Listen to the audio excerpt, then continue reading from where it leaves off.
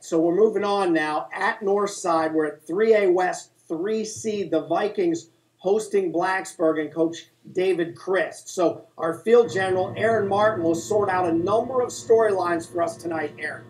Well, Abby, we want to start things off first with the game itself. You mentioned it seemed to be the theme this week in the first week of playoff action is overcoming injuries. It's something that Northside, like a lot of teams, has been forced to do. You're looking right there at their starting quarterback, Josh Hardister, broken ankle, out for the season. Enter Trey Jackson, and boy, did he do a good job. But first, Corey Williams going to get in from a yard out. He had 2 first-quarter touchdowns, and Northside leads 14-0 early.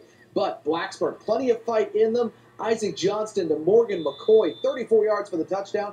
They cut Northside's lead in half, 14-7.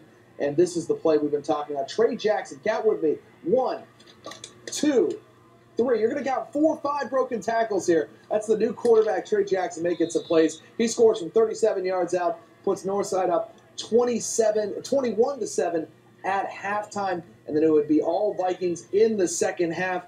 Right here we got JoJo Wampler held out for the offensive line. He's going to go 26 yards for the touchdown. All Northside, they go on to win this one 45-22. After the game, we asked Coach Bert Torrance about his new quarterback and how they can do in future games after this performance.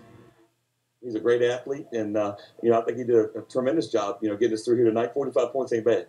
Feel good about him moving forward? I do. I think he's only going to get better each and every week. It was pretty tough conditions out here tonight.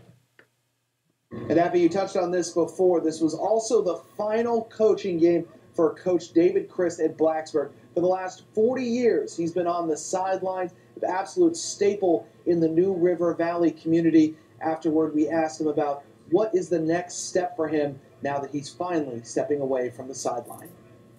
This door is closed. And, I'm not, I haven't looked back on the decision to say that this was, the end of our coaching career. And there's more doors to open. And my wife and I are looking forward to the days ahead. Obviously, this wasn't the way that Coach Chris wanted to end it, but I'll tell you what, I've watched the last couple weeks from Blacksburg. They fought hard. You could definitely tell they were trying their best to get that win for their coach. As for Northside, they get to move on to the next round, hosting another playoff game against Brookville next week, Abby. All right, thank you very much, Aaron.